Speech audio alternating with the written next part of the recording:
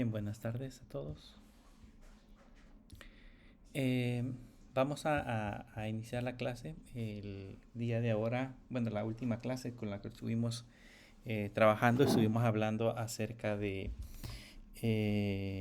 las copias de respaldo y los diferentes métodos que tenemos que utilizar para poder hacer dichas copias de respaldo.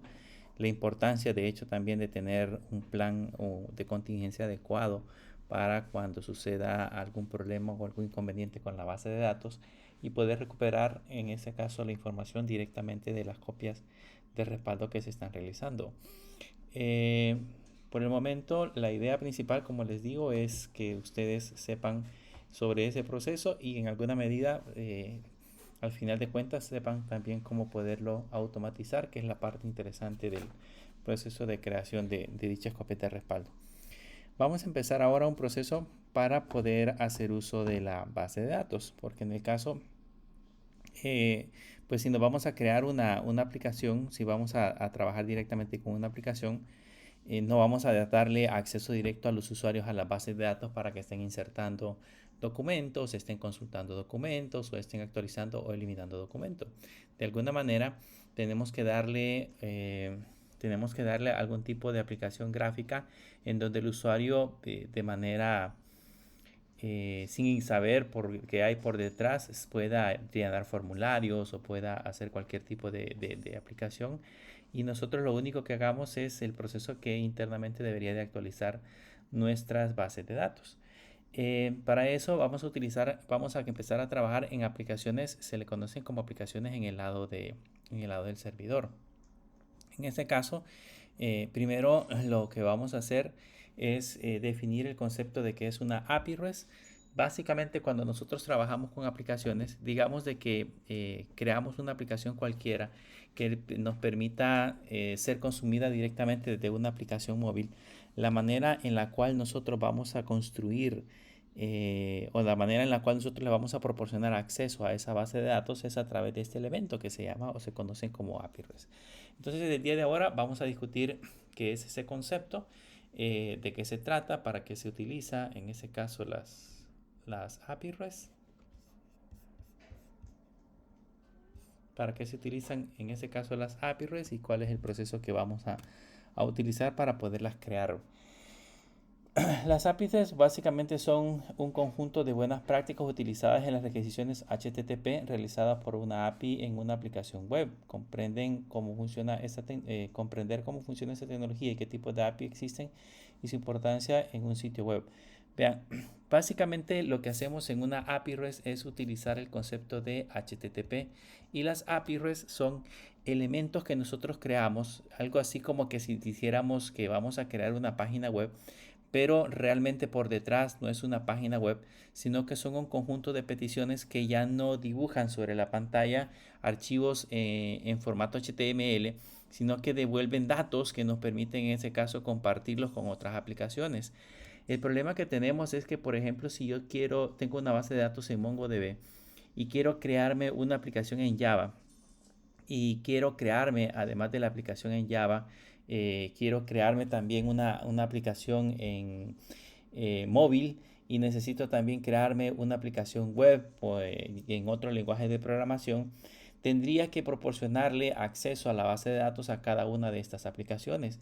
Y si las aplicaciones estas no son consumidas o creadas por nosotros mismos, sino que son creadas por terceros, digamos que nosotros contratamos en ese caso el servicio para poder construir ese tipo de aplicaciones, la manera en la cual nosotros le vamos a dar acceso a nuestros recursos es a través de una API REST. Básicamente las API REST son elementos que nos sirven o son componentes que nos sirven para poder compartir información entre diferentes aplicaciones. En ese sentido, yo ya no necesito tener acceso a la base de datos, por ejemplo, para insertar un documento, sino que lo que voy a hacer es mandarle la información a la API y la API se va a encargar de insertarla en el motor de bases de datos que corresponda. Ahí no importa si por detrás nosotros estamos utilizando MongoDB o si estamos utilizando MySQL o SQL Server PostgreSQL o Oracle, por ejemplo, si estamos usando cualquier gestor de base de datos, no importa cuál es el que se esté usando, lo que nos interesa es que la API nos proporcione el mecanismo para que nosotros podamos tener acceso a esa información. Y si por el contrario lo que yo necesito es consultar, lo que hago también es una petición directamente a la API, y esta me va a devolver toda la información necesaria en la estructura en la cual yo la voy a poder moldear. Y como siempre, tampoco me interesa saber en qué formato ha sido guardado directamente en la base de datos. Ya ese formato a mí no me interesa, si lo que, lo que más me interesa o lo único que me interesa es que tenga la información necesaria en pantalla o en la API para que yo la pueda compartir.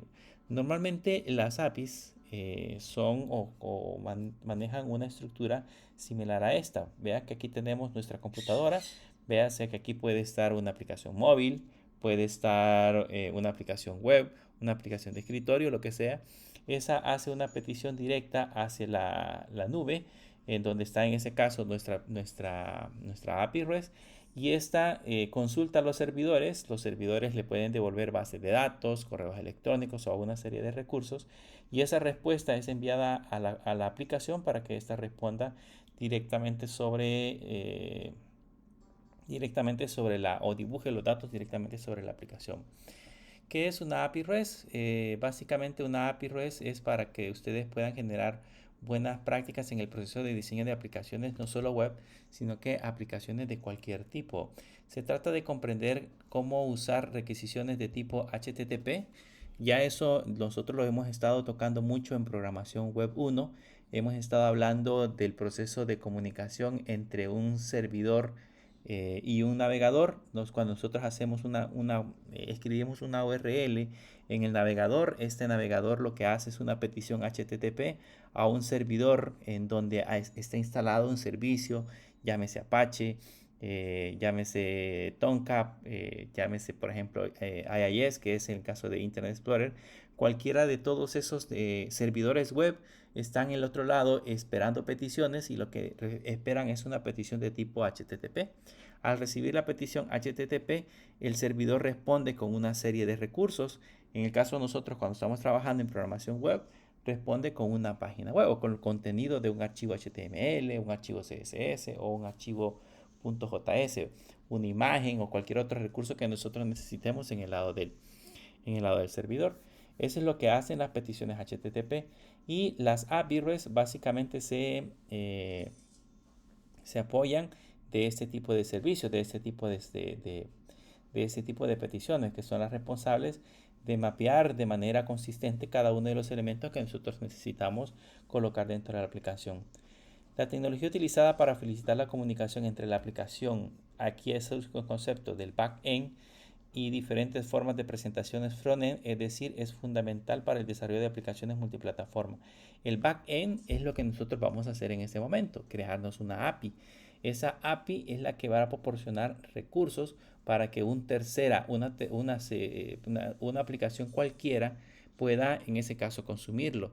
Eso es lo que permite crearnos aplicaciones, como aquí lo dice, multiplataforma, porque en ese caso mi base de datos ahora puede ser consumida por aplicaciones creadas en Android, aplicaciones creadas en iOS, aplicaciones creadas en computadora, puede ser Linux, Mac o Windows, aplicaciones creadas de escritorio en este caso. Todo ese tipo de aplicaciones pueden consumir mi API REST para poder manipularla, en este caso, la información. Y lo interesante que la tecnología que nosotros tenemos al otro lado, pues no es... esa tecnología eh, no es importante. Si por ejemplo buscamos en Google, que es una API, ahí les va a dar por ejemplo un diagrama, más o menos este diagrama que ustedes ven acá. En este diagrama aquí está el sistema backend, o sea, en este caso los sistemas con los cuales nosotros estamos trabajando. Esos tienen una serie de APIs que son las que se encargan de dar los recursos que estos sistemas tienen, y luego el sistema hay un sistema que gestiona esas APIs y se los devuelve a las app, dispositivos IoT o aplicaciones móviles. Aquí hay un ejemplo clásico, en ese caso en sistemas de backend, donde también podemos darle la utilidad a las APIs. Imagínense que yo tengo un sistema contable, un ERP cualquiera, que ha sido creado pues en tecnologías como Python, digamos que toda la parte visual es Python, toda la parte del servidor es Python y una base de datos que está en SQL Server, por ejemplo, o en MySQL. Entonces, esa es mi tecnología en mis aplicaciones, pero resulta que ahora yo necesito por alguna razón traer información sobre ventas, por ejemplo, para una aplicación móvil que van a utilizar los vendedores. Entonces, si esta aplicación móvil yo le quisiera dar acceso a esa información, uno pensaría, pues la aplicación móvil tendría que ir a la base de datos y consultar dónde está la venta, pero tendría que conocer toda la infraestructura con la que ha sido creada el ERP, todas las bases de datos, las tablas, las consultas que debe de realizar, la estructura, etcétera, etcétera. Sin embargo, si nos creamos una API REST, entonces esta lo que haría básicamente sería proporcionarle un método a través del cual pueda consultar esas ventas y no le interesa, solo le va a devolver a la aplicación la información que requiere y no le interesa saber a la aplicación cómo la guardó o en qué formato la guardó. Si digamos la aplicación genera una venta, le hacemos un procedimiento para generar una factura. Cuando llegue esa factura a la API REST, ella se va a encargar directamente de almacenar la información en cada una de las tablas que corresponda dentro del ERP. Y nosotros no tenemos que estar haciendo ese proceso directamente de la aplicación, solamente nos conectamos a una URL que nos da la API REST y directamente hacemos el proceso de actualización. Esa es la ventaja de utilizar APIs. Básicamente, en resumen, las APIs REST sirven para que nosotros podamos intercambiar datos entre diferentes aplicaciones. En el intercambio de datos podemos utilizar diferentes formatos, entre ellos se encuentra el formato JSON, el formato XML, entre otros. Pero básicamente ese es lo que debería de hacer, lo que se trata de hacer con las API REST. Entonces es un estándar que se maneja actualmente. La mayoría de aplicaciones que ustedes ven en el mercado, imagínense pedidos ya, hablemos de Uber, hablemos de aplicaciones que utilizamos en el diario, en el día vivir. Esas aplicaciones por lo general, eh, son aplicaciones de tipo móvil que consumen una API REST, cualquiera que se dé en el caso. Ahora, en las API REST existen diferentes métodos a través de los cuales nosotros establecemos comunicación, que son básicamente los diferentes tipos de requisiciones HTTP que nosotros podemos hacer para realizar las operaciones básicas. Cuando hablamos, por ejemplo, de peticiones de tipo POST, eso a ustedes creo que ya no se les haría, eh, ya no se les hace nuevo ese concepto, porque bueno, ya hemos estado utilizando eh, en programación web 1, hemos estado utilizando formularios y ahí en los formularios hemos visto que a los formularios yo les puedo colocar un método a través del cual estos se pueden enviar los datos al lado del servidor. Y básicamente desde un formulario hay dos métodos específicos. Está el método POST y está el método GET. El método POST viaja de manera oculta en el formulario y el método GET viaja en la URL. Pues esos dos mismos métodos que nosotros utilizamos para crearnos esos formularios, también los vamos a utilizar en la API.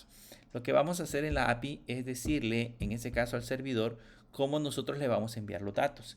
Y dependiendo de cómo nosotros enviamos los datos, así es el tipo de operación que el servidor va a realizar. Por ejemplo, si enviamos información por el método POST en una API, significa que lo que va a hacer el servidor o lo que va a entender el servidor es que va a insertar un nuevo documento si estamos trabajando en una base de datos de MongoDB. Imagínense que tenemos clientes y yo mando por el método POST, le envío todos los datos de los clientes, nombre, dirección, teléfono, edad. Al otro extremo, lo que va a hacer es reconocer que como viene por el método POST, automáticamente va a ir a insertar un nuevo cliente a la colección que corresponda. Entonces es un documento con los datos de los clientes en la colección clientes, por ejemplo. Si le envío una petición a través del método GET, entonces probablemente lo que yo necesito es obtener información. Digamos que de los clientes necesito obtener o todos los clientes o un cliente específico. Pero ese es a través del método GET. El método GET me indica que lo que yo estoy haciendo es una petición que me permita, en ese caso, obtener datos.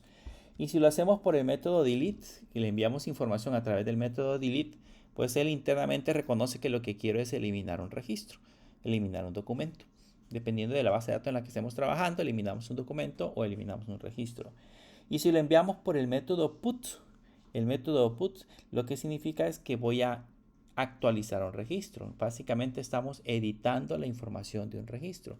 Digamos que recuperamos los datos de un cliente cualquiera y después de haberlo recuperado, entonces nosotros le hacemos algunos cambios, le cambiamos la dirección o le cambiamos el teléfono y cuando le damos guardar, la aplicación debe de enviar esos datos a través del método put.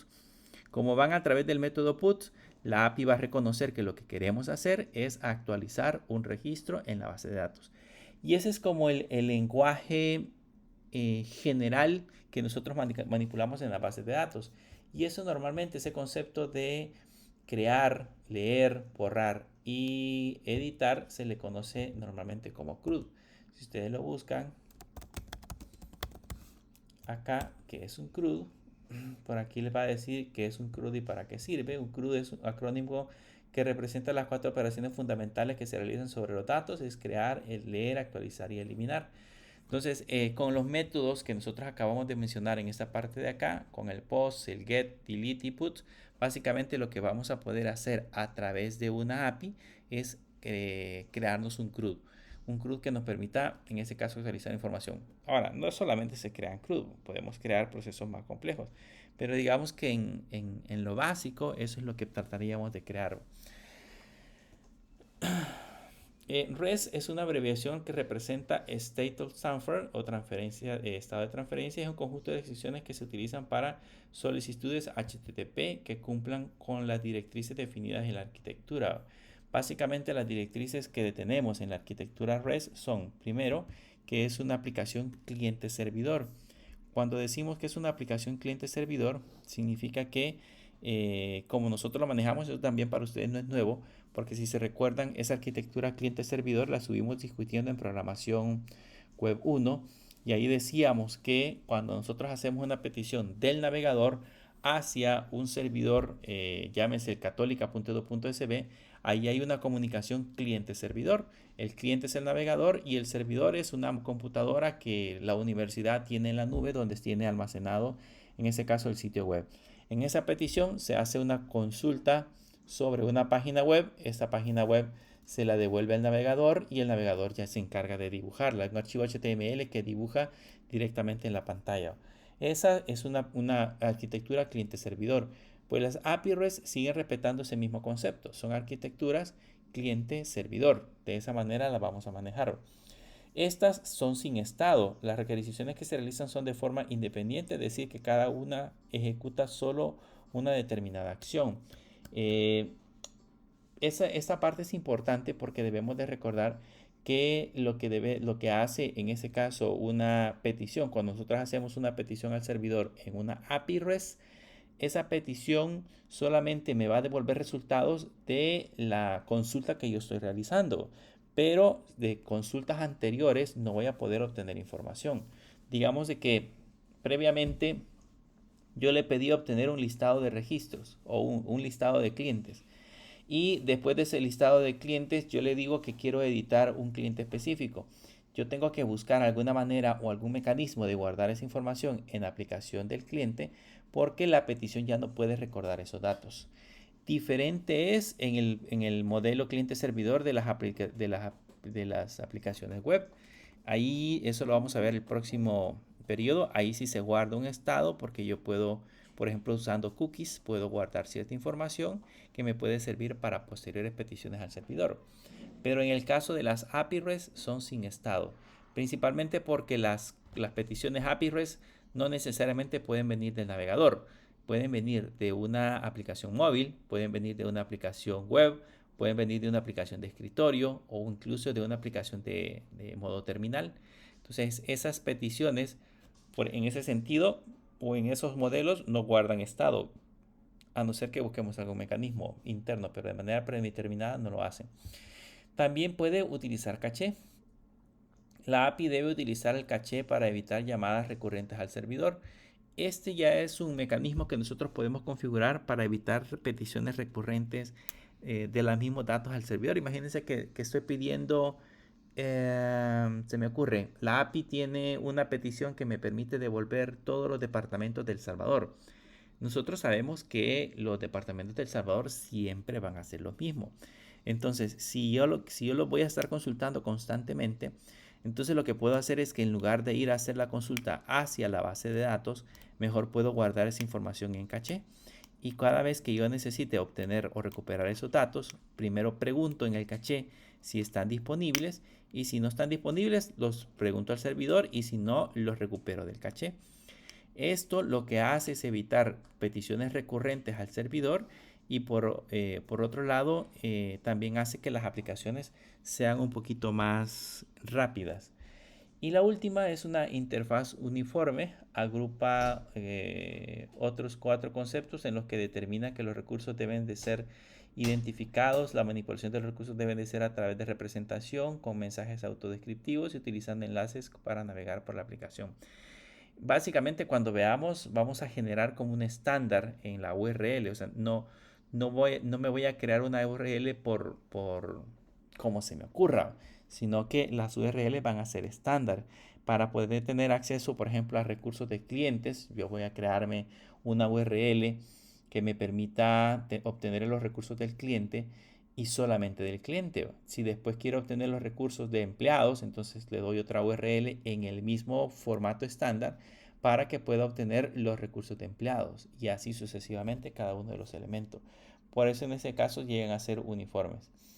¿Qué tipo de APIs existen? Existen APIs de tipo privadas que se utilizan internamente entre las aplicaciones de una empresa, es decir, de manera local. Imagínense, por ejemplo, la universidad podría tener APIs privadas que me permitan compartir información entre la biblioteca y contabilidad, por ejemplo.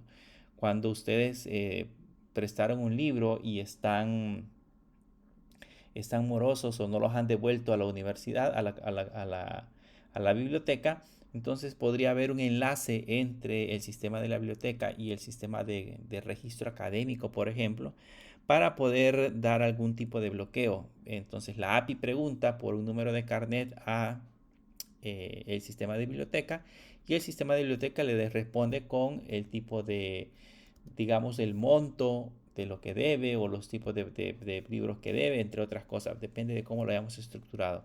Entonces esa sería privada, porque solamente se maneja entre los sistemas que trabajan dentro de la universidad. Existen otras que son socios, en las que se utilizan entre socios comerciales para permitir la integración entre diferentes software, que ya serían aplicaciones entre diferentes sistemas. En ese sentido, digamos de que la universidad necesita compartir información con el Ministerio de Educación, o viceversa, el Ministerio de Educación necesita compartir información con la universidad, pero esos datos solamente se dan entre estos dos entes, entre las universidades y el Ministerio de Educación. Entonces esas APIs son de tipo socio, porque esas solamente no son públicas, sino que nada más comparten información, o los accesos se proporcionan entre esas entidades, entre el Ministerio de Educación, por ejemplo, y la Universidad Católica de El Salvador. Y las públicas, por ende, esas son de uso público, como lo dice ahí. Yo puedo consumir cualquiera de esas APIs que yo tenga disponibles para poder hacer pruebas. De hecho, algunas nos proporcionan servicios muy importantes que nos pueden servir para poder trabajar con la parte de las aplicaciones. Quiero mostrarles, por ejemplo, les voy a mostrar una API de demo. Ustedes le pueden poner API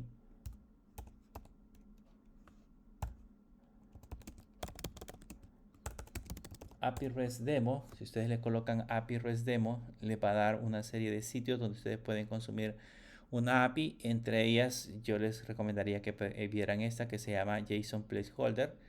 Si se dan cuenta, esta API devuelve los documentos en formato JSON.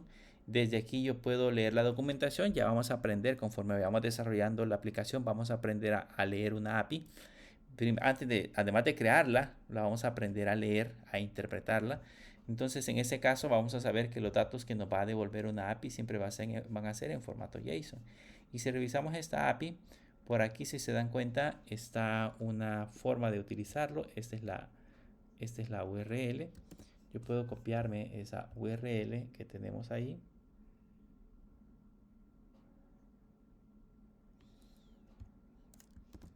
Ahí lo pegamos. Y si se dan cuenta, lo que les devuelve es un formato JSON. Este que tenemos acá. Este dato en formato JSON ya representa en ese caso lo que la API devuelve. Sin embargo, yo puedo seguir leyendo un poco más la parte de la aplicación y aquí me da más información. Si yo quiero, por ejemplo, consumir datos de... Esto tiene que ver con fotos, si no me equivoco. Si yo le doy donde dice fotos, vean, aquí me aparecen. Lógicamente, esta API no es... los datos no son reales, son ficticios, pero me sirven nada más para poder entender cómo funciona la parte de la aplicación. Y si se dan cuenta, aquí en ese caso los datos que muestra, este es un JSON, viene como un vector porque empieza con, si se dan cuenta, empieza con corchetes, eso significa que es un vector y cada uno de estos es un objeto, entonces está compuesto por un conjunto de objetos, es un vector que está compuesto por un conjunto de objetos. Me devuelve el ID, este sería el key y este sería el dato, este es el key y este es el value.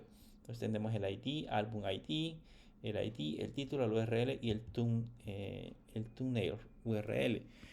Esto es similar a como lo manejamos en MongoDB. O sea, digamos que el formato en que lo manejo en MongoDB es bastante similar a como lo estamos viendo acá. Además de el post, puedo ver comentarios. Ahí están los formatos de los comentarios. Puedo ver los posts. Vean que en la parte de arriba la URL lo que cambia nada más es el objeto al que quiero acceder.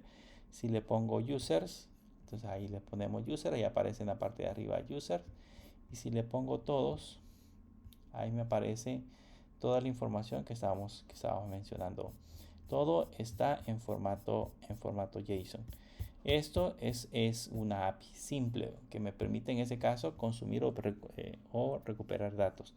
Esta la podemos manipular en Postman.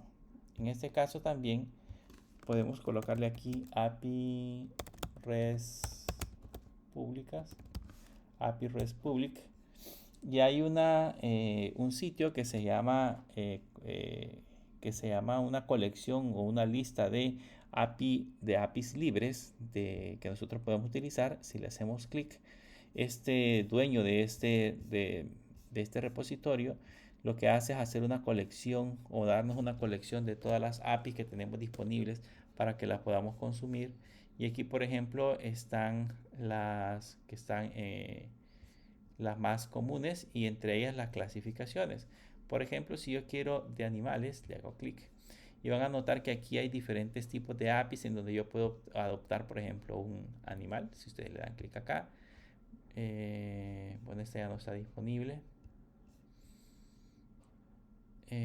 Dice que esta es una colección de animales. Si le doy clic, aquí me dice toda la información, todo lo que debo saber.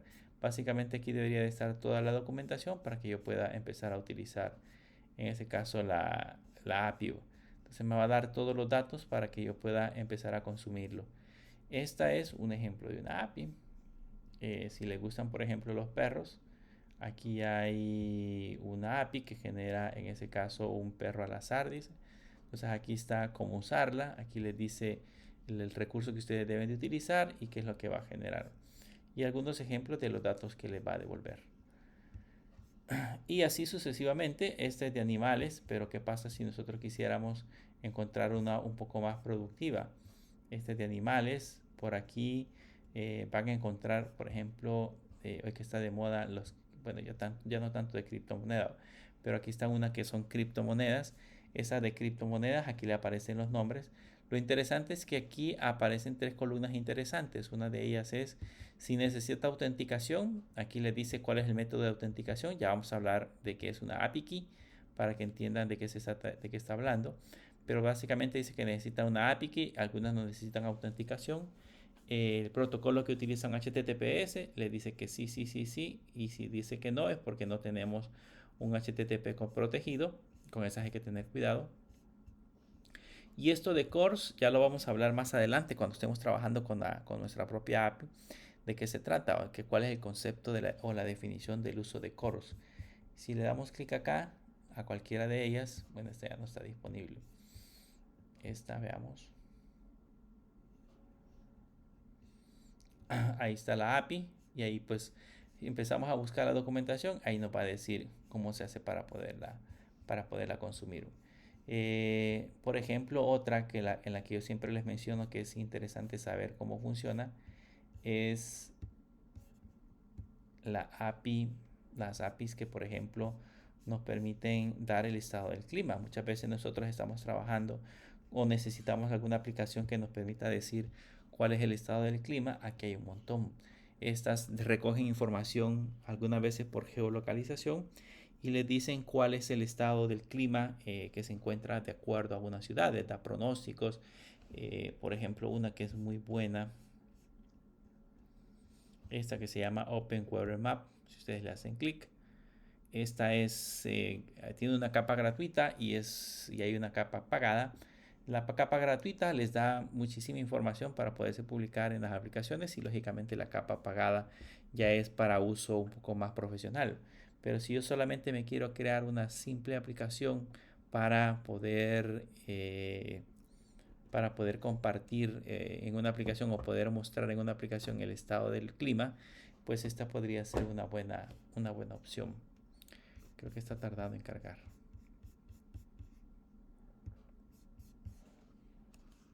Ahí ya les carga.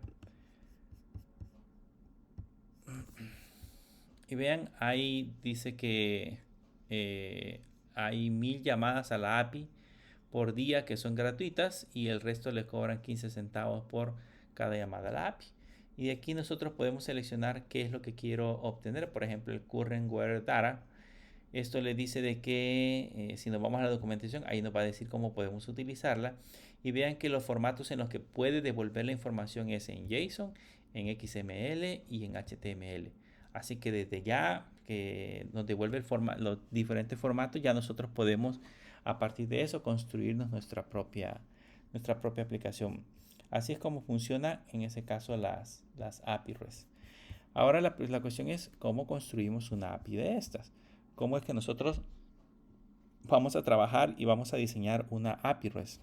Pues hay diferentes formas de hacerlo o diferentes lenguajes de programación que nosotros podemos utilizar. En nuestro caso, vamos a seguir utilizando JavaScript. Eso normalmente nos da una ventaja poderosa porque vamos a usar el mismo lenguaje para manipular la base de datos, el mismo lenguaje para crearnos la aplicación en el lado del servidor y el mismo lenguaje vamos a utilizar para crear la aplicación en el lado del cliente. Cuando ustedes estén trabajando en programación web 1, su proyecto, van a tener que enlazar su proyecto con la API que estamos creando acá. Entonces, allá vamos a usar JavaScript o vamos a usar React. Nos vamos a conectar con React a una aplicación que está en el lado del servidor para que puedan intercambiar datos. Entonces, aquí nos vamos a crear la API y al otro lado nos vamos a crear la aplicación web y ambas tendrían que consumir su dato. Entonces, ¿en qué vamos a crearnos esa aplicación? Existe un programa que se llama, con el cual vamos a trabajar, que se llama Node.js. Node.js es un paquete que se instala en la computadora que sirve para crear aplicaciones en JavaScript en el lado del servidor. Vean que en un principio, se recuerdan cuando hablamos un poquito acerca de la historia de JavaScript, decíamos que fue un lenguaje de programación creado originalmente para manipular el navegador web o los elementos de una aplicación web. Normalmente desde ahí nosotros podíamos dar interactividad o podíamos hacer las páginas un poquito más dinámicas haciendo uso de JavaScript. Pero con el tiempo ha ido creciendo y entre una de las características que se agregaron hace muchos años fue el hecho de que podamos trabajar no solamente en aplicaciones en el lado del cliente, sino que también en el lado del servidor. Por años, los lenguajes que han dominado el lado del servidor han sido siempre, por ejemplo, Java, Python, PHP, C Sharp, por ejemplo, también puede trabajar con con aplicaciones en el lado del servidor. Entonces, han habido diferentes lenguajes de programación que han dominado, pero no significa de que no podamos trabajar directamente en JavaScript. Así que una alternativa es que utilicemos este paquete que se llama Node.js para correr JavaScript. Aquí dice en cualquier lugar. Para instalarlo, bueno, primero, cuando llegamos directamente a JavaScript, se van a dar cuenta, a Node.js, perdón, se van a dar cuenta que en la parte de Node.js ustedes van a encontrar diferentes maneras con las cuales podemos empezar a trabajar. En el caso de, quiero mostrarles la página oficial de Mongo para que vean cómo podemos relacionar cada uno de los datos con MongoDB. En nuestro caso, nuestra base de datos original es MongoDB. Y MongoDB tiene una sección que es la sección para desarrolladores, que si ustedes entran a la sección de desarrolladores, aquí le pueden decir cómo pueden utilizar librerías que les permitan conectarse a las diferentes aplicaciones. Por ejemplo, si yo le doy Library Client, van a notar que están todos estos lenguajes de programación con los cuales yo puedo trabajar directamente con MongoDB. Entre ellos está Python, está Java, se encuentra Go, C, C Sharp, C++, C Sharp, Kotlin, Scala, Ruby, Switch y TypeScript. Cualquiera de estos sirven para poderse conectar directamente a una base de datos Mongo. Entre ellos se encuentra Node.js. Entonces, si yo entro a Node.js, por aquí me va a decir cuáles son los procesos. Aquí hay una librería que vamos a usar más adelante que se llama Mongose.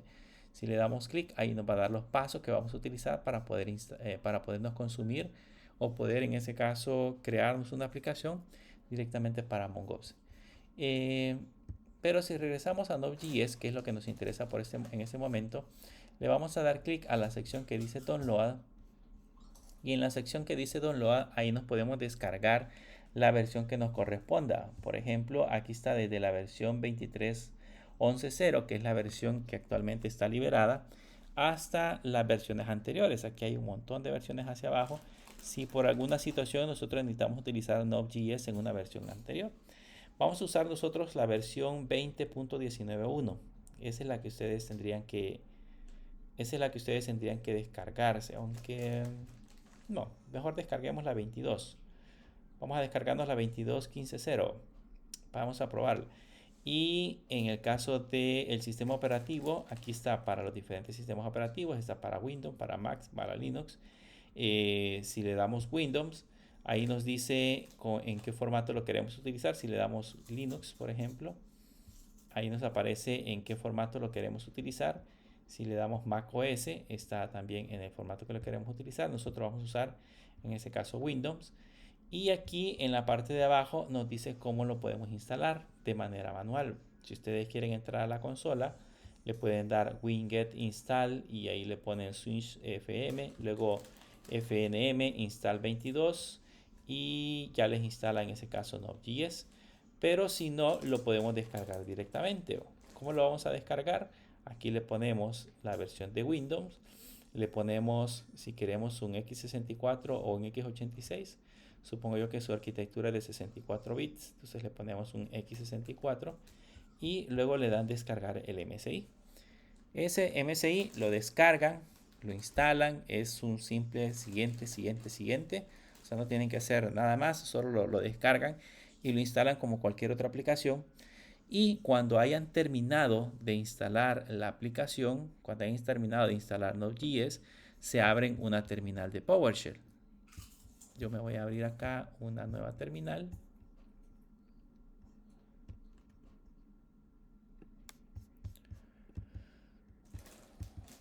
Yo lo voy a hacer en mi terminal con la versión que corresponde para mi máquina, pero ustedes lo pueden hacer directamente desde PowerShell.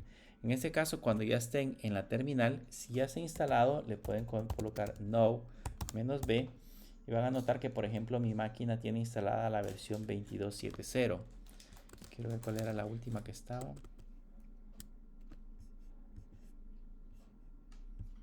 Sí, tenemos la 22, entonces trabajemos con la 22.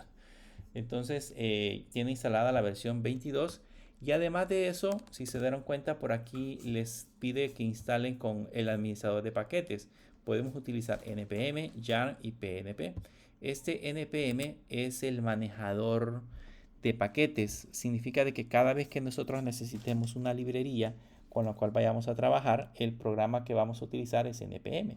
Si yo quiero instalar cualquier librería, vamos a ver más adelante que vamos a instalar Mongoose, vamos a instalar otras que tenemos por ahí, el paquete que vamos a utilizar para instalarlo es npm.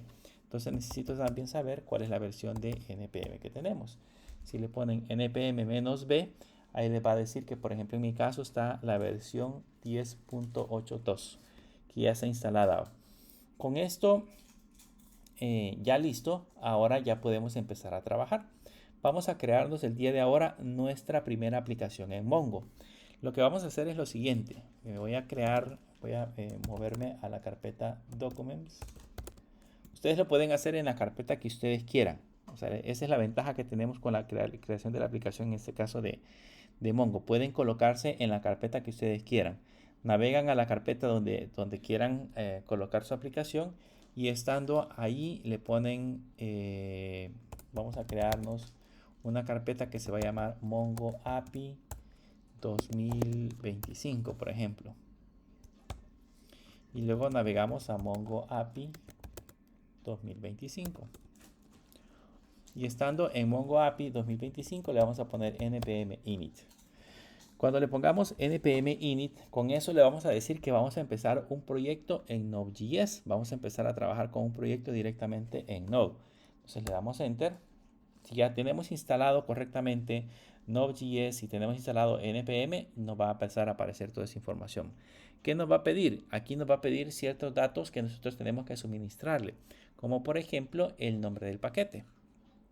El nombre del paquete sería en este caso como el nombre de la aplicación, con qué nombre nosotros vamos a instalar directamente la parte de la aplicación. Ahí nos está dando una sugerencia, nos dice en este caso que la aplicación podría llamarse Mongo API 2025.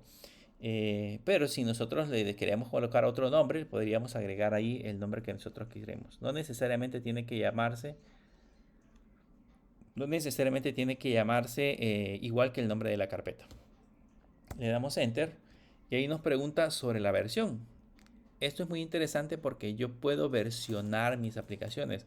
O sea, ya podría decir la versión que yo estoy creando de mi aplicación es la versión 1.0 o ya es la versión 1.1 o es la versión 1.2 o la versión 2. Y algo. Entonces aquí yo le voy a decir cuál es la versión que yo me estoy creando. Una descripción, ahí le vamos a colocar una descripción de nuestra aplicación. Yo le voy a poner este es un ejemplo de un hola mundo en Node.js. Y ahí le damos enter. Luego nos pide el entry point, o sea, el punto de entrada, que es nuestro archivo principal de nuestra aplicación. Aquí nos está diciendo cuál va a ser el archivo que nosotros vamos a ejecutar de manera predeterminada en nuestra aplicación. Y nuestro archivo originalmente se va a llamar index.js. Yo le puedo poner cualquier otro nombre, pero lo más recomendado es que sigamos las normas y le coloquemos el index.js. Entonces se va a llamar index.js. El test coma sería en ese caso algún comando que nosotros vayamos a utilizar más adelante para testear la información. Eso lo podemos cambiar, no necesariamente lo tenemos que digitar en este momento.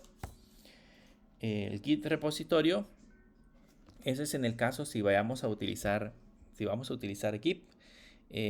Git es un software de manejo de versiones, es un paquete que me permite manejar diferentes versiones de mi software. Eso sirve más que todo para cuando, por ejemplo, ustedes están creando una aplicación y digamos que en un punto dado la aplicación está funcionando muy bien, pero les piden agregarle unas nuevas modificaciones.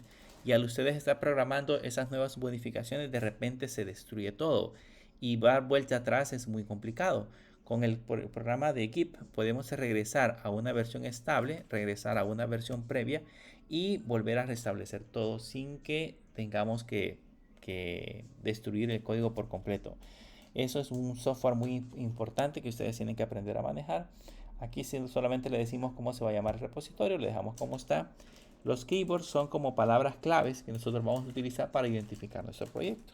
Por el momento no le vamos a colocar ninguna. El autor, ahí le vamos a poner el nombre de la persona o el nombre del programador que está creando la aplicación.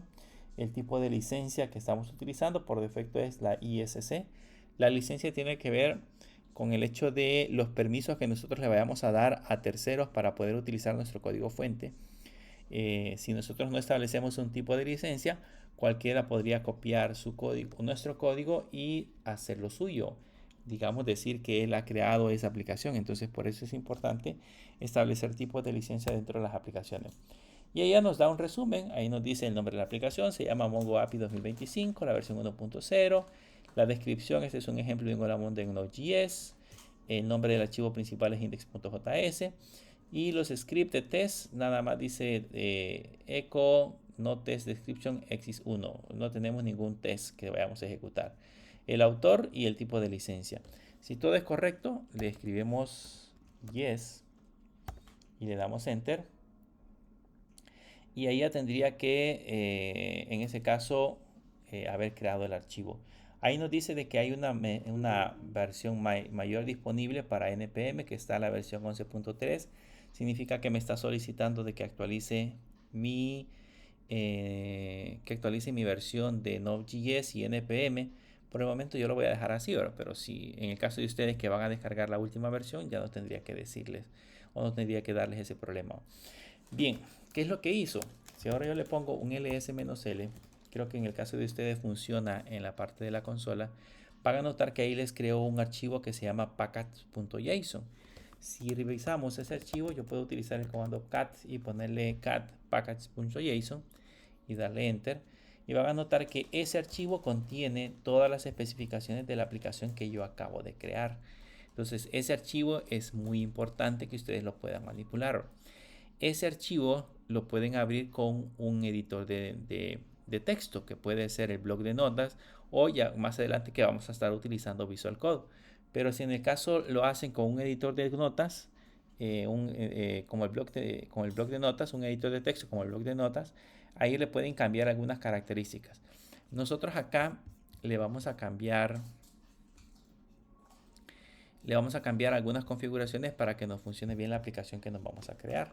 Entonces yo voy a usar el comando nano, pero ustedes pueden usar el bloc de notas. Si están en Windows, van a tener que usar el bloc de notas. Recuerden que aquí ya no estoy usando mi máquina virtual.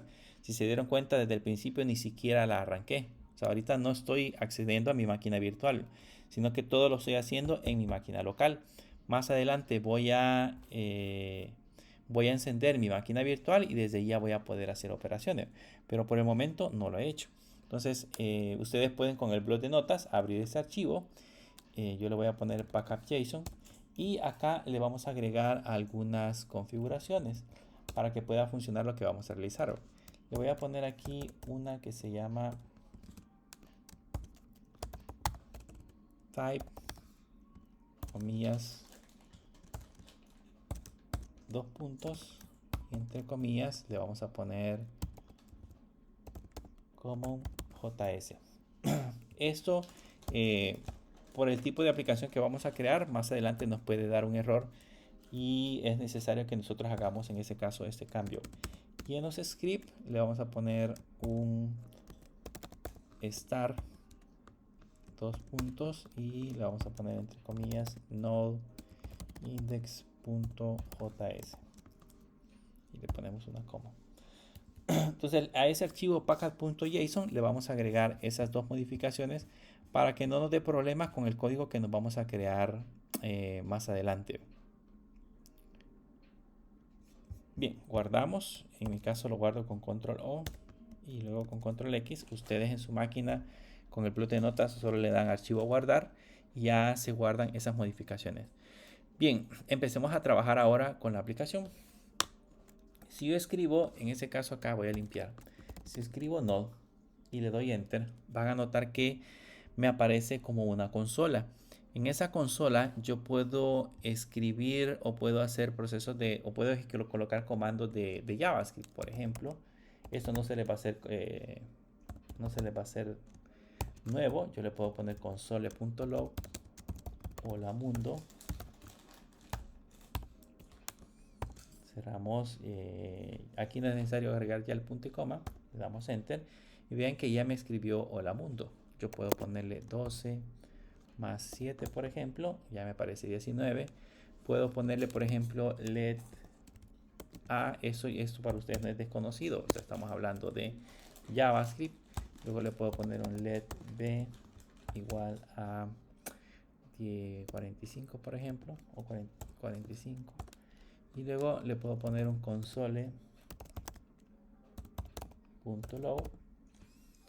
y entre paréntesis colocarle, por ejemplo, que sume a más b. Y vean, ahí me da el resultado. Entonces, puedo hacer operaciones matemáticas. ¿Se acuerdan que esta consola es como la que nosotros veíamos en el navegador en programación web 1? Es la misma consola, o sea, todos los comandos que yo ejecute aquí son comandos de JavaScript. Entonces, directamente desde la terminal yo me podría ejecutar comandos propios de JavaScript. Aquí le presionamos control C dos veces y eso nos genera la salida de esta parte de la consola. Y vamos ahora a trabajar con nuestro archivo. Yo voy a usar Nano, pero ustedes pueden usar el bloc de notas. Por el momento estamos usando el bloc de notas. Más adelante vamos a usar un editor de texto más profesional como el Visual Studio Code que hemos estado usando en programación web 1. Pero la idea de ahorita es ver que todo eso que estamos creando son simples archivos de texto. ¿Okay? Ya cuando estemos en Visual Studio, pues ahí ya le vamos a ir creando su propia estructura y vamos a ver todo lo que tenemos de la aplicación. Pero por el momento, para que tengan una idea, vamos a usar el bloc de notas. En mi caso, yo voy a usar Nano. Ustedes usan el bloc de notas. ¿Qué le voy a hacer? Le voy a poner nano index.js, que es el archivo que me dice que es el archivo predeterminado. Y acá voy a colocar console. Ustedes lo que tienen que hacer es irse al bloc de notas, crear un archivo nuevo. Ahí escriben console.log y le escriben hola mundo. ¿Okay?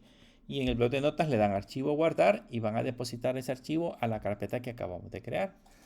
Pero en mi caso, como yo estoy directamente dentro de la carpeta, lo puedo hacer con Nano. Eso yo lo guardo con control O y lo cierro con control X. Y ya que lo hemos creado, ahora yo le puedo poner node index.js. Y si se dan cuenta, ahí ya me dice hola mundo. Entonces acabo de crearme un código que se puede ejecutar directamente desde el lado del servidor en la consola y estoy usando JavaScript. Por eso es la parte interesante del por qué usamos JavaScript. Un lenguaje de programación que originalmente fue creado para ejecutarse en el navegador y para darle interactividad a los navegadores, a los elementos que tenemos en una página web. Ahora se convierte en un lenguaje de programación que le da interactividad a la parte del servidor en la consola, que eso pues antes era bien difícil pensarlo. Bien, hagamos de este archivo un archivo un poco más completo. Voy a poner node index.js, perdón, nano index.js y me voy a borrar este hola mundo. Ya hicimos nuestro hola mundo y ahora voy a escribir código JavaScript. Le voy a poner const http igual a require entre comillas http. Aquí, como les mencionaba, ya no es necesario colocarle el punto y coma. De igual manera, ese const para ustedes no es nuevo. Ya sabemos que en el caso de JavaScript me permite crear variables inmutables o variables constantes, digamos, que contienen un valor que no se puede modificar. Aquí le puedo colocar const app va a ser igual y aquí nos creamos un http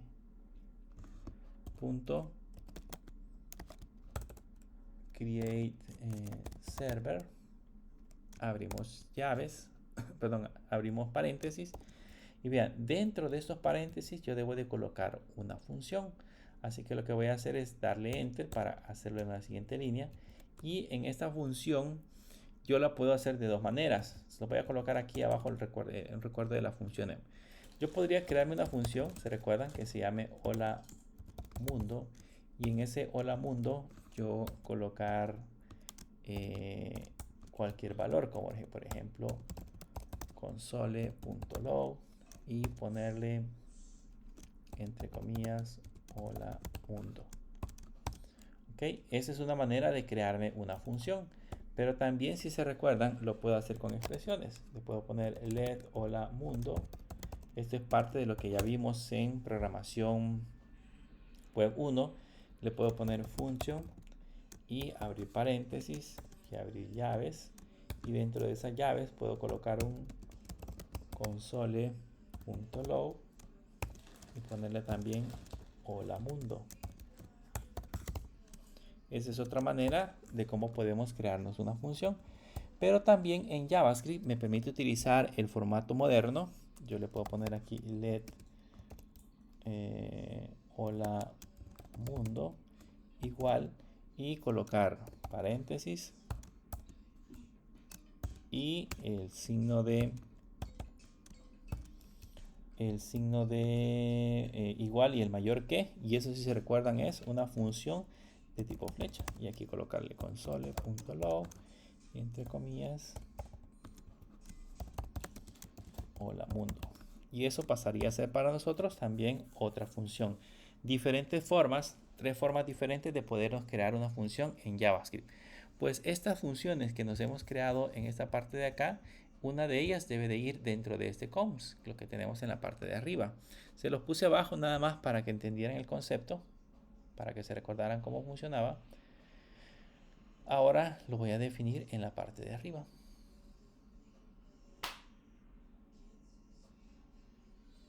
Vamos a cerrar esta parte.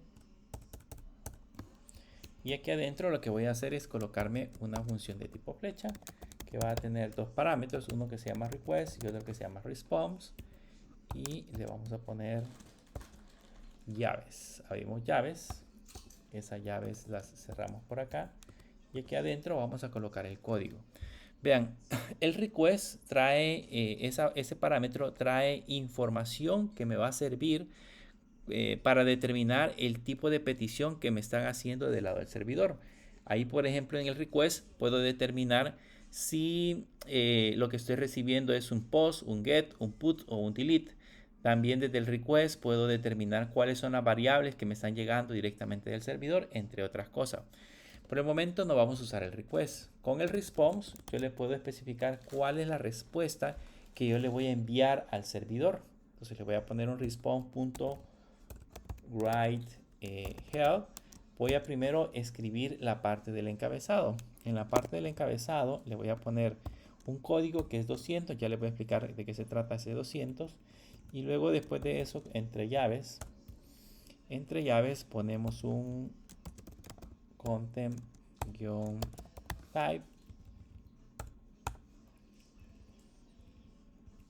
2 puntos, y luego le ponemos text diagonal plain, así va.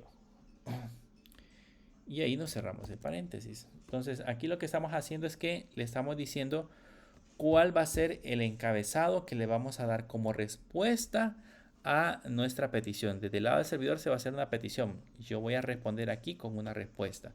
Además de eso, dentro de la respuesta, el contenido, yo le voy a poner response.end y le voy a poner un hola mundo. ¿Ok? Ya con eso hemos creado nuestro servidor, que va a obtener una petición y va a responder con un hola mundo, simple hola mundo. Ahora le puedo poner un const y le puedo decir cuál va a ser el puerto que voy a utilizar. Para el caso vamos a utilizar el puerto 3001. Y luego puedo utilizar el comando que se llama app.listen y voy a poner en modo escucha el puerto 3000. Cuando ponemos en modo escucha el puerto 3000, significa de que yo voy a poder recibir muchas peticiones. El puerto está abierto, está ahí esperando que le lleguen peticiones del navegador o de cualquier otro lado, y este va a responder con lo que nosotros hayamos colocado en la parte del response. O sea, ahí está la lógica de lo que el servidor va a responder. Y ahora abajo le voy a poner un console.log para saber que no me dio error y que está funcionando. Le voy a poner el servidor está corriendo. Y hasta ahí ya hemos terminado, en este caso, la parte del código. ¿Qué tenemos que hacer ahora? Lo voy a guardar. Nos salimos. Y fíjense bien lo que vamos a hacer. Le voy a poner otra vez node index.js y van a notar que ahora dice el servidor está corriendo. Pero si se dan cuenta, no me apareció en la parte de abajo, no me apareció ningún cursor. O sea, significa de que ahorita mi máquina o mi aplicación está en modo escucha. Tengo abierto el puerto 3001 para poder recibir peticiones. Si ahora nos vamos al navegador, en el navegador yo le puedo poner localhost 2.3001 y si le damos enter, ahí dice hola mundo. Voy a inspeccionar porque necesito que veamos algunas cosas aquí en la parte de network. Lo voy a actualizar 3001. Van a notar que aquí hubieron un montón de datos que me devolvió. En ese caso, este es el que voy a analizar. Este de localhost tiene una respuesta en esta parte de acá. Dice que el método, ese es el request. El método que se ha utilizado es el método get. Y el status código que hemos obtenido es el código 200. Y en esta parte de abajo, aparece el tipo de información que nosotros hemos enviado. Dice que hemos enviado un texto plano con la fecha de la cual se envió la petición o la respuesta, el tiempo que se tardó y un código adicional. Pero lo interesante que quiero que vean es este código. Este código que nosotros tenemos acá es el mismo código que yo digité en mi servidor. Voy a cancelarlo un momentito. Aquí yo le puse que el código de respuesta es 200. Si yo le cambio y le pongo 201, por ejemplo, y le doy node index otra vez y recuperamos el valor, van a notar que ahora sí me dice que el código de respuesta es 201. ¿Qué significan esos códigos? Esos códigos cada uno tiene un significado diferente. Si ustedes buscan acá en internet, le ponen http code, van a notar que aquí les va a dar la documentación del significado que tiene cada uno de los códigos. Por ejemplo, del código del 100 al 199 son códigos informativos. Del 200 al 299 son respuestas satisfactorias. Del 300 al 399 son redireccionamientos. Y del 400 al 499 son errores de clientes. Y el 500 al 599 son errores de los servidores.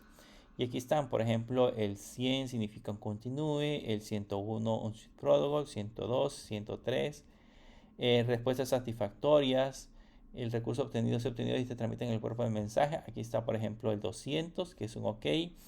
El 201, si se dieron cuenta, por acá me apareció 201 create. Aquí me está diciendo que el 201 create significa, el 201 significa que el recurso ha sido creado. El 202 significa que ha sido aceptado.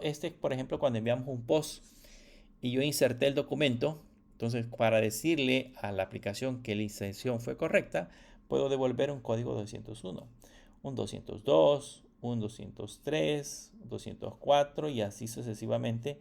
Cada uno de los códigos tiene un significado. En el parte de las redirecciones, el 300 significa multiple choice, 301 movido permanentemente, 302 phone, etcétera, etcétera.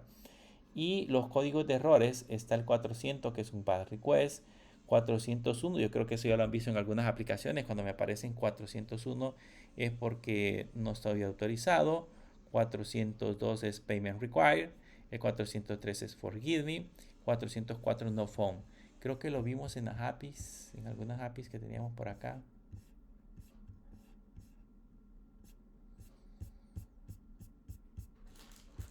En algunas APIs que estuvimos trabajando.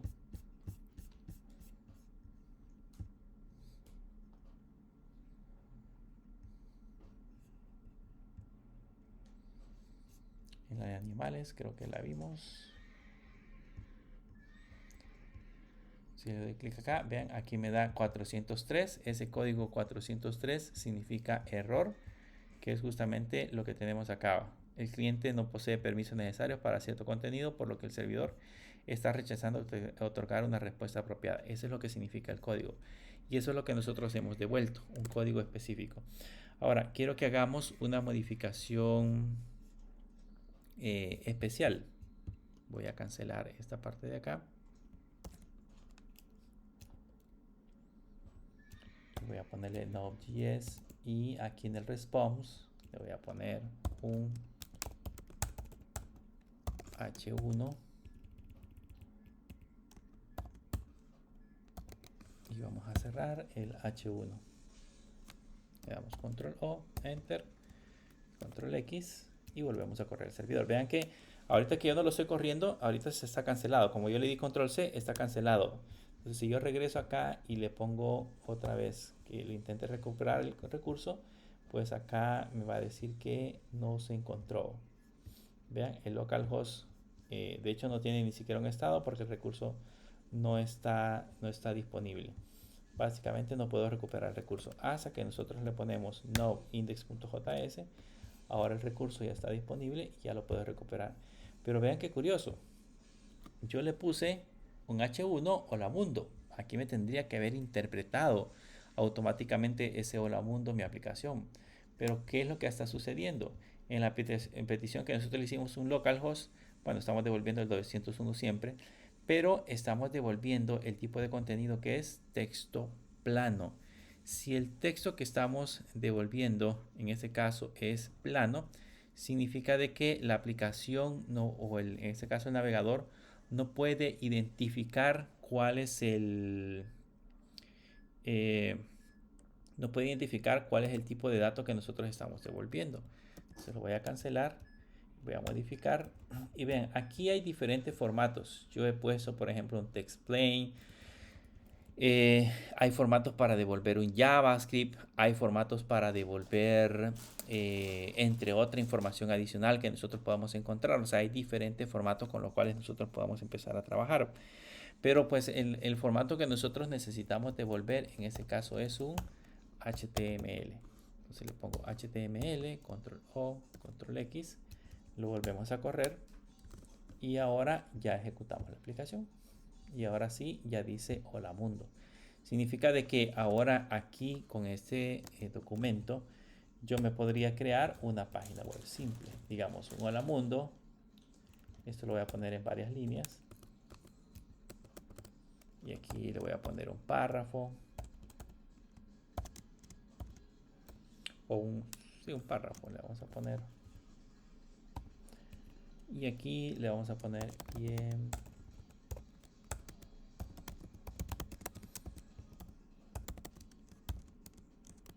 Node.js y cerramos el párrafo.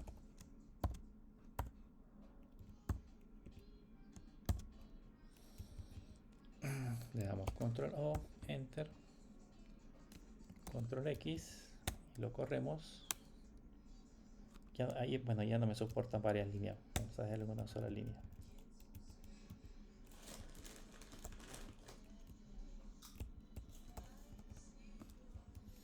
Yo lo estoy haciendo acá, lo estoy haciendo con un archivo simple, pero lógicamente cuando ya tenemos un archivo más complejo, yo hago el HTML normal y luego le digo de que me cargue el HTML.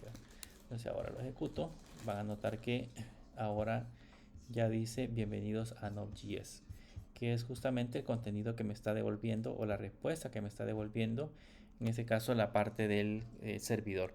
Con esto ya tienen el concepto de cliente-servidor. ¿Quién es el cliente? Mi navegador. ¿Quién es el servidor? Por el momento yo le he puesto localhost porque es mi máquina local. Pero ese localhost yo lo puedo sustituir por católica.edu.sb, por amazon.com, google.com, cualquiera. El puerto originalmente para las aplicaciones web es el puerto 80 o el puerto 443 cuando es un HTTPS, eso ya lo hemos visto en programación web 1. En este caso aquí la diferencia es que estamos ocupando un puerto diferente, estoy ocupando el puerto 3001. Esto normalmente se hace cuando se trabaja con Node.js, es como un estándar poner el puerto 3001, pero ustedes pueden utilizar el puerto que ustedes quieran. Hay un montón de puertos que están disponibles, pero esto solamente es para desarrollo. Cuando ustedes están desarrollando su aplicación, colocan el puerto, pero cuando esto lo van a mandar a producción, o sea que ya su página web va a estar en internet, Si es una página pública, pues entonces tenemos que usar el puerto 80 o el puerto 443. Y hay diferentes maneras, eso ya son técnicas de cómo podemos desplegar nuestra información en un servidor más estable. Normalmente se utiliza Apache o se utiliza el IIS o el Nginx, cualquiera de todos esos servidores. El más común es Apache.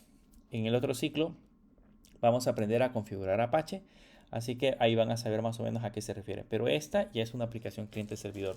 ¿Por qué? Porque, por ejemplo, yo puedo abrirme otra ventanita. Voy a abrir otra ventana de incógnito, por ejemplo. Y en esta ventana de incógnito yo le puedo colocar localhost 3001 y ahí me lo puede abrir. Y en mi red, digamos que aquí tengo, o digamos mi teléfono, podría colocar cuál es la IP de mi red. Se supone que estamos en la misma red. Ustedes lo pueden probar en su casa. Desde su teléfono pueden colocar en el navegador http diagonal 192, 168, 010, por ejemplo, 2.3001, y les tendría que cargar su aplicación. Eso significa que ya están creando una aplicación web. Lógicamente lo que nosotros vamos a hacer acá no es una aplicación web, vamos a hacer una API REST, y esa API REST va a necesitar otra serie de recursos que nosotros vamos a crearnos. Pero por el momento con esto ya tenemos listo todo el proceso para empezar a diseñar aplicaciones. Así que me gustaría que en su casa hicieran el ejercicio, instalen, insisto, Node.js. Por si tienen algún problema, me lo dicen el día de mañana o me envían algunos de los errores por correo electrónico para que yo los pueda revisar, porque es importante que esté instalado Node.js, porque a partir de mañana vamos a empezar a crearnos ya un ejemplo de una API REST. Entonces, para crearnos ese ejemplo de la API REST para el día de mañana, necesitamos que Node.js esté funcionando. Y para mencionarles un poco, vamos a utilizar un framework que se llama Express. Node.js es el lenguaje de programación o es el módulo que ejecuta JavaScript en el lado del servidor. Pero digamos que su código nativo, crear código nativo de Node.js es mucho más complicado. Tenemos demasiadas instrucciones, tenemos demasiado texto. Entonces existen frameworks que nos permiten hacer código mucho más rápido. Lo que han hecho es encapsular un montón de procedimientos que nosotros vamos a ver el día de mañana que se han hecho a pie y los hacen un poquito más fácil. Así que vamos a utilizar Express. Ese es uno de los muchos que hay. Está Express, está Nest, están otros que vamos a encontrar en el mercado que sirven justamente para el mismo propósito. Cualquiera que aprendan a utilizar al principio, con uno que aprendan a utilizar, pues los demás ya se les va haciendo un poquito más fácil. Lo que tienen nada más es un cambio de información. Y lo que quiero que se recuerden es que no se les olvide cambiar en el package JSON estas dos líneas, porque esta les va a ayudar mucho para que puedan ejecutar su aplicación. El año pasado tuvimos problemas con las aplicaciones, no corrían, pero era principalmente porque estas nuevas propiedades tenían que ser agregadas al package JSON para que empezara a funcionar. Entonces agréguenselas si no las tiene para que les pueda funcionar sin ningún problema.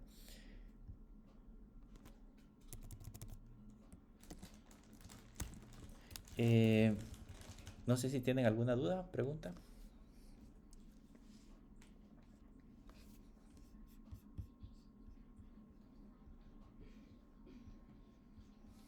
Ok. Bien. Vamos a seguir trabajando, como les decía, con Node.js. La idea ahora es que no solamente aprendamos a manejar la base de datos, sino que la idea es que aprendamos a incorporar elementos de la base de datos en una aplicación, que podamos conectar una base de datos con una aplicación.